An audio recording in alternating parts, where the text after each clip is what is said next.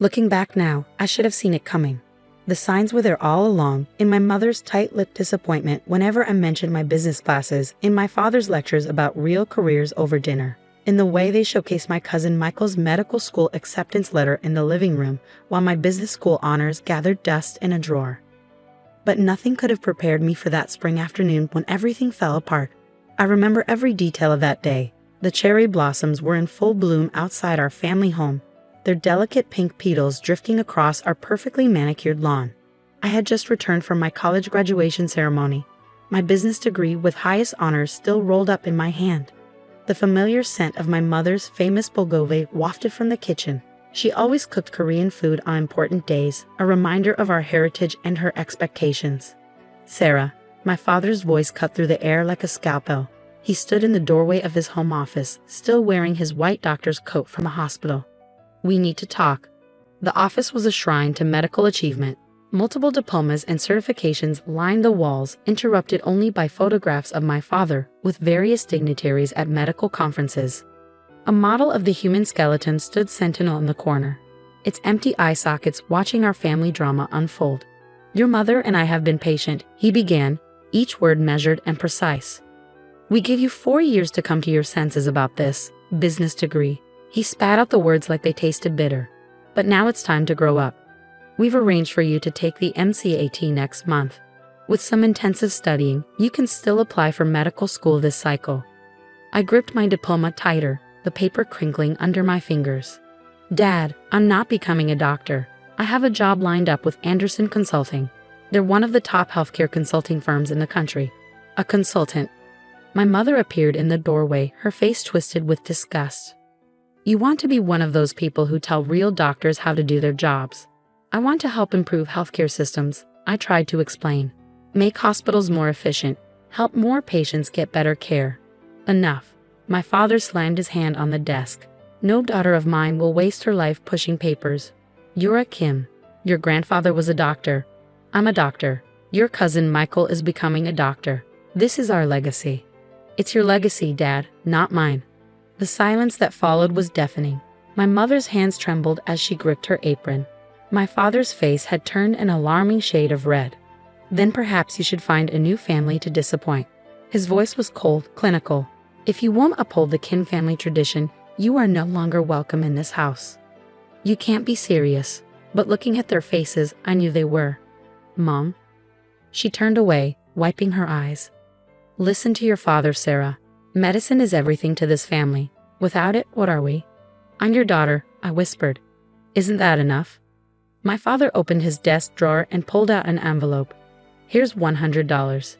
Take it and leave. When you're ready to apologize and apply to medical school, you can come back." I stared at the envelope, memories flooding my mind.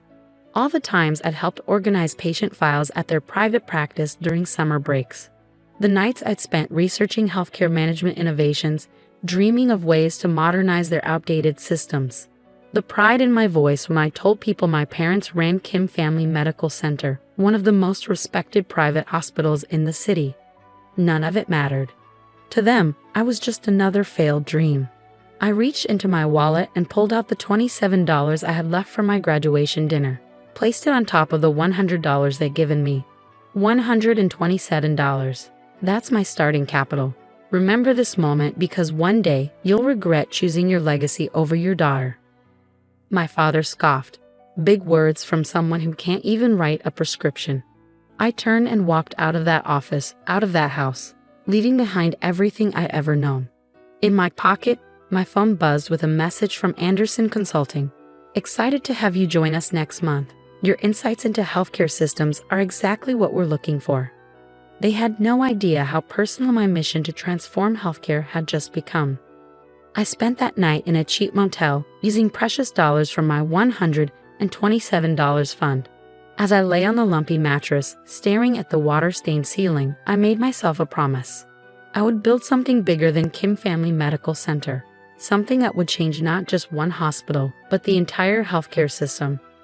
And when I succeeded, I would make sure my parents remembered exactly why they lost their daughter. The next morning, I walked into a local bank and opened a business account with $100 of my remaining money. The teller looked at me skeptically as I filled out the paperwork, probably wondering what kind of business I could possibly start with such a small amount. "Name of business?" she asked, fingers hovering over her keyboard. I thought for a moment, then smiled. "Phoenix Healthcare Solutions." Phoenix, like the bird that rises from the ashes, exactly like that. Over the next few weeks, I threw myself into my role at Anderson Consulting. During the day, I analyzed healthcare systems, identified inefficiencies, and proposed solutions that saved hospitals millions. At night, I built Phoenix Healthcare Solutions, starting with a simple website and business cards I designed myself. My first client came through pure chance. At a coffee shop near Anderson's offices, I overheard two doctors complaining about their struggling private practice. Without thinking, I turned around and introduced myself. "Your problem isn't your medical care," I told them after listening to their issues. "It's your systems. You're losing 30% of your potential revenue through inefficient billing practices and scheduling gaps." They looked skeptical, but desperate enough to listen. I offered to fix their systems for a small fee plus 10% of any revenue increases for the first year. They agreed, probably assuming they had nothing to lose. Within 3 months, their practice's revenue had doubled. Word spread quickly through the medical community. Soon, I was juggling my day job with an increasing number of private clients. My tiny motel room became my office, its walls covered with flowcharts and system analyses. 6 months after being kicked out, I had saved enough to rent a small office space. A year later, Phoenix Healthcare Solutions had 10 employees and was managing systems for 15 medical practices. I never told my clients about my parents or Kim Family Medical Center.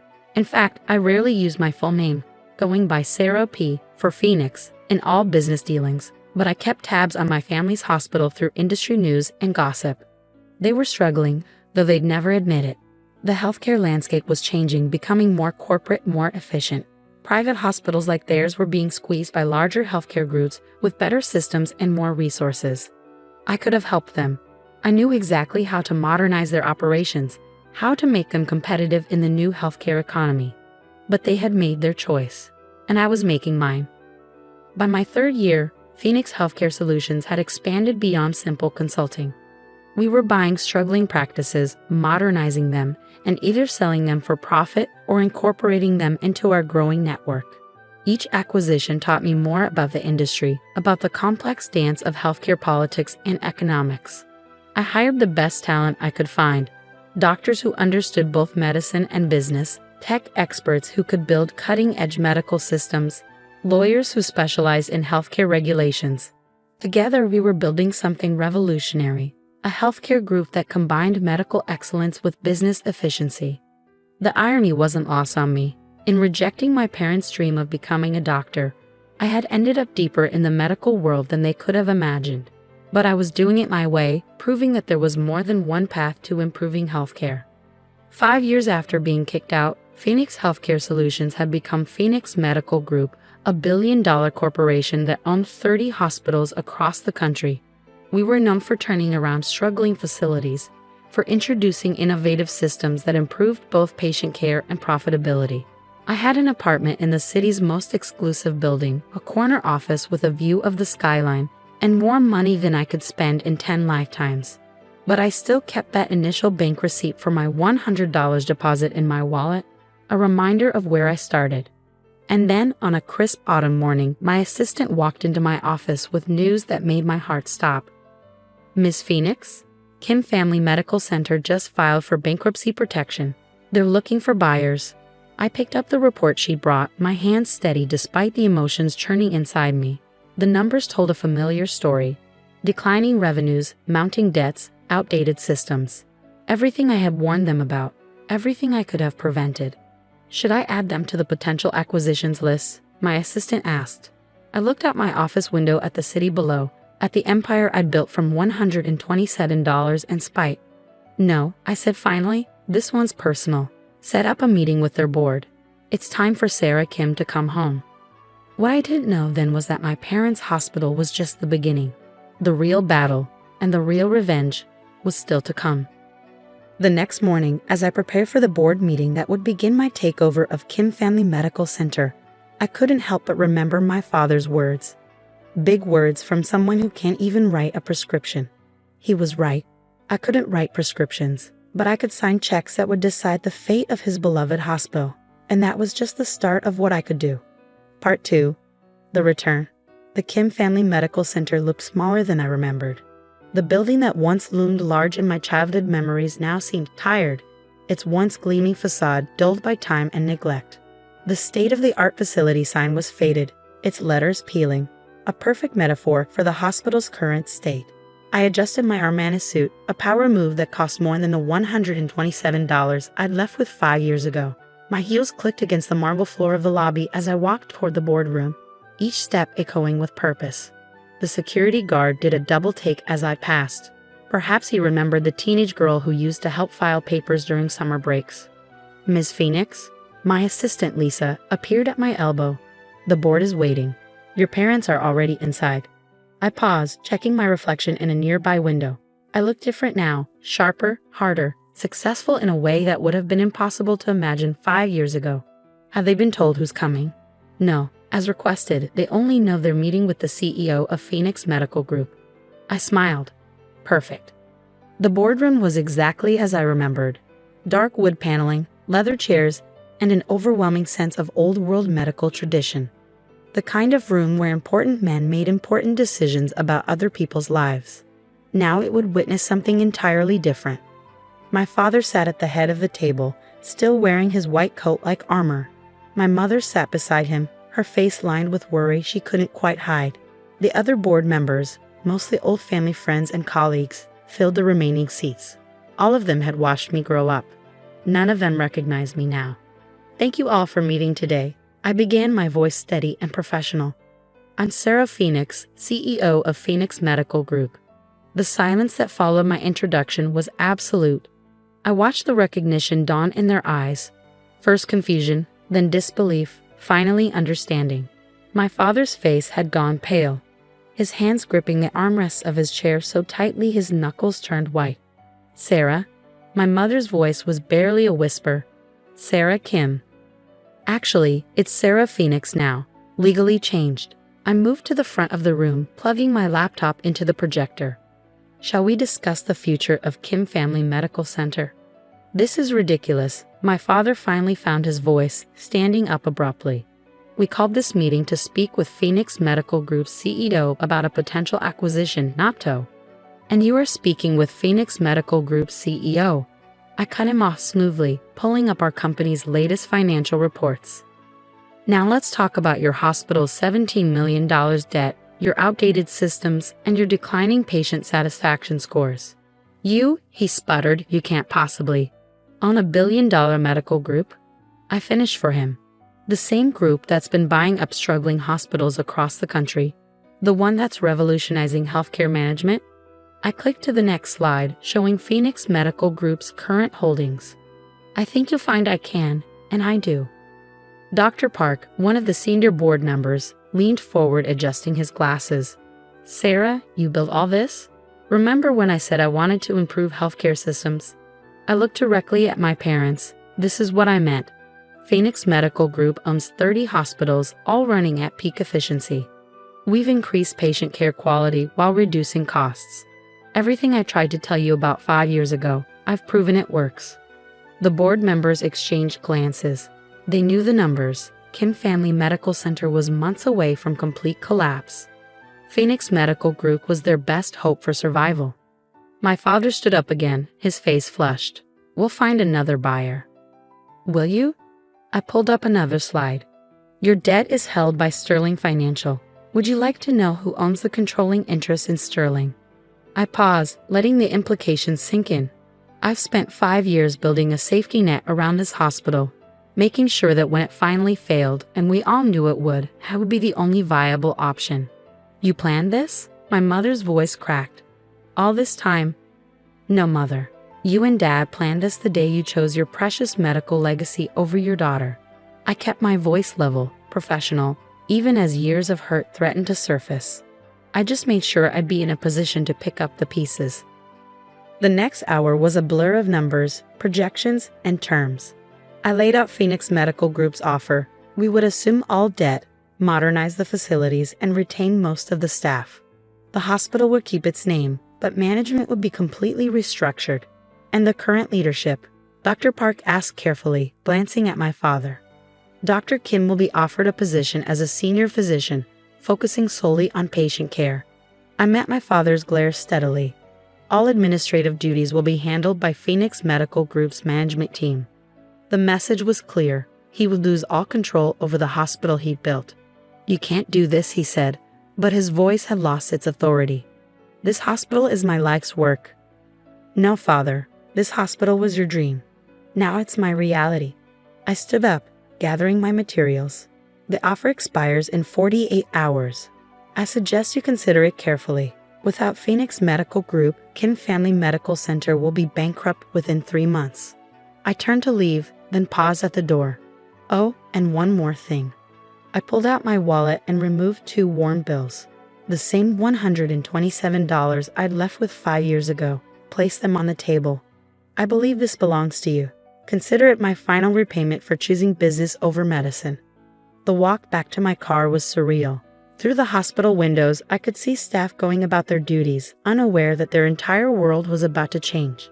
In the parking lot, I passed my old parking spot, reserved for Dr. Kim, where I used to wait for rides home after helping out at the hospital. Lisa was waiting by the car. How did it go? Exactly as expected. I slid into the back seat, finally allowing myself to feel the weight of what had just happened. Have legal ready the paperwork. They'll sign. You seem very confident. They don't have a choice. I looked back at the hospital, remembering all the dreams and disappointments it held. And neither do I. That evening, as I sat in my penthouse office reviewing acquisition documents, my phone lit up with messages. First from my mother, a long emotional plea about family and forgiveness. Then from various board members, some congratulating me on my success. Others trying to secure their positions in the new regime. Nothing from my father. I wasn't surprised. His pride had always been his weakness. The same pride that had made him throw away his daughter over a career choice would now cost him his hospital. Just before midnight, my security team alerted me to a visitor in the lobby. Through the security feed, I watched my father pace back and forth, still in his white coat, looking older than I'd ever seen him. Should we send him up? The security guard asked. I considered it for a long moment. Part of me wanted to make him wait, to let him feel the same helplessness I felt that night 5 years ago. But I was no longer that wounded girl with $127 to her name. I was Sarah Phoenix, CEO of a billion-dollar corporation. Send him up. The elevator ride must have felt eternal for him. When he finally stepped into my office, his eyes widened at the view, at the obvious signs of success surrounding his disappointing daughter.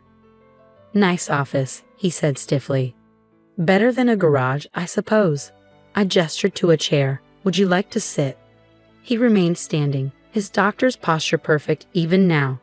The board wants to accept your offer. I know. They think you'll save the hospital. I will. He flinched at my confidence. You really built all this by yourself? No, I stood up, walking to the window. I built it with the help of people who believed in me, people who saw that there's more than one way to help patients, people who didn't let their pride blind them to innovation.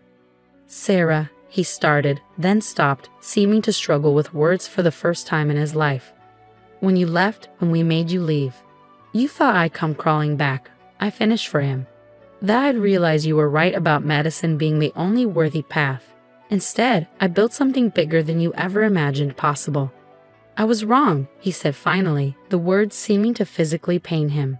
I turned to face him, really looked at him for the first time in 5 years. The great Dr. Kim, the man who had loomed so large in my childhood, now seemed small in my massive office. Yes, you were. I picked up the acquisition contract from my desk.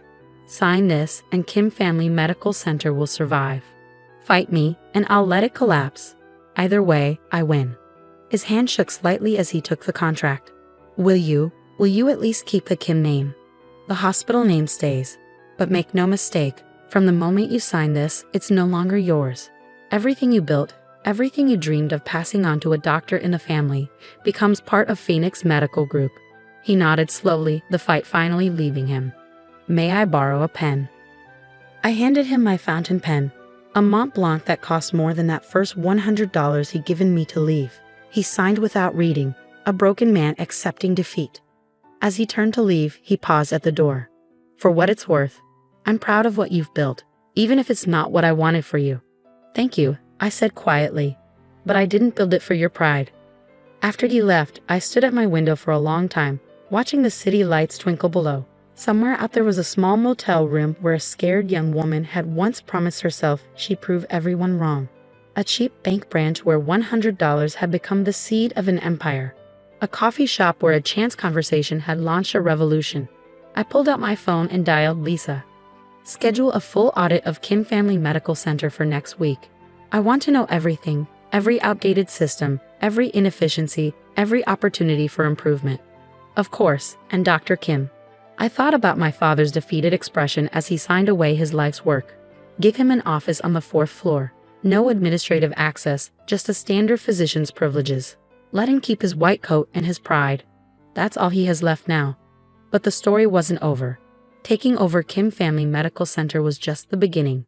Because in those 5 years of building Phoenix Medical Group, I discovered something bigger than revenge. I found a mission. The healthcare system was broken, not just in my parents' hospital but everywhere, and I was just getting started fixing it. The real question was, how far would I go to change everything they thought they knew about medicine?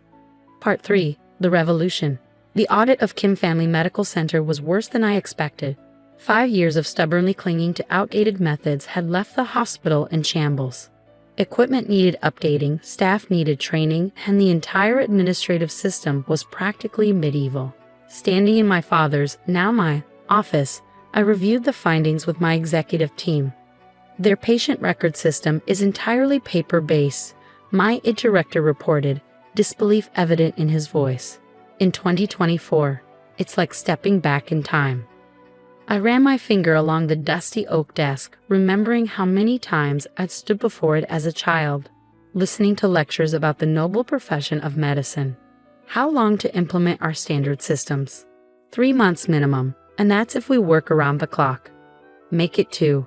I looked out the window at the hospital grounds. The cherry trees were blooming again, just like the day I'd left. I want this place transformed before the cherry blossoms fall. The next weeks were a whirlwind of activity. I moved my office temporarily to the hospital, overseeing every detail of the transformation. Staff were retrained, systems were modernized, and the entire facility was dragged forcefully into the modern era. My father kept his head down, seeing his patients and avoiding me. Sometimes I'd catch glimpses of him in the hallways, his white coat no longer carrying the same authority it once did. He looked smaller somehow, diminished. My mother tried a different approach. She started leaving containers of homemade bulgogi in my office, just like she used to when I helped at the hospital during summer breaks. I returned each one untouched with a polite note, "Thank you, but I have lunch meetings." The local medical community buzzed with gossip about the prodigal daughter's triumphant return. Some praised my success, others criticized my hostile takeover of my own family's hospital. My cousin Michael, now a resident at a prestigious hospital across town, gave interviews about the tragedy of the situation. I ignored it all, focusing instead on the numbers. Within the first month, patient satisfaction scores rose by 15%. By the second month, operating costs had decreased by 22%. The hospital was healing, even if my family wasn't. Then came the incident that changed everything. I was working late one night, reviewing implementation reports, when the emergency alert system I'd installed lit up. A major traffic accident had occurred on the highway. Multiple casualties, severe trauma cases.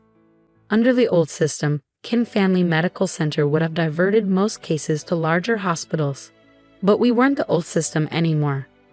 I rushed to the emergency department, watching as our new protocols kicked in. Digital systems tracked bed availability in real time. AI-assisted triage software helped prioritize cases.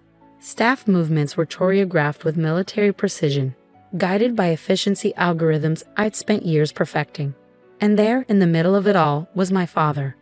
His white coat was stained with blood as he moved from patient to patient, his experienced hands steady even in chaos. For the first time, I saw him truly seeing our new systems in action, how they supported rather than replaced medical expertise. how they help doctors save more lives.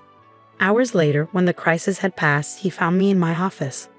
14 critical patients, he said quietly. We didn't lose a single one. I looked up from my laptop.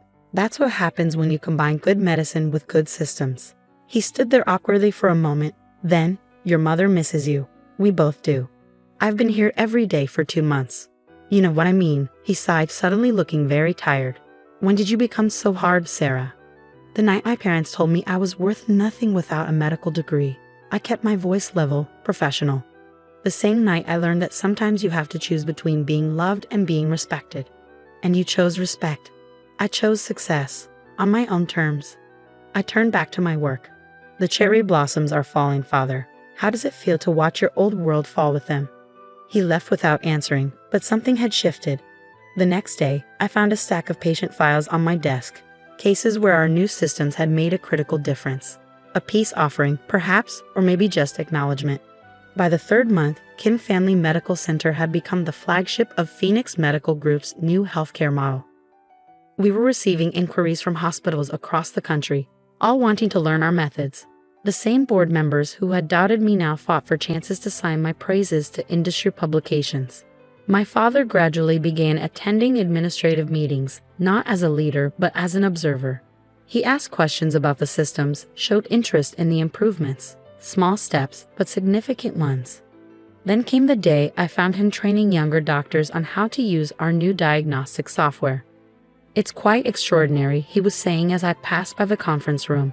The AI can spot patterns we might miss, but it still needs our medical judgment to make final decisions. It's not replacing us, it's making us better doctors. I stood in the doorway, watching the man who had once dismissed all business innovations as threats to real medicine, now championing our systems. That evening, he knocked on my office door again. May I come in? I gestured to a chair. The cherry blossoms, he said, looking out at the bare trees. They're gone. Yes. And with them, my old hospital. He turned to face me. You've built something remarkable here, Sarah. Something I was too proud to see coming. I thought of that young woman with $127, of all the nights she worked while others doubted her.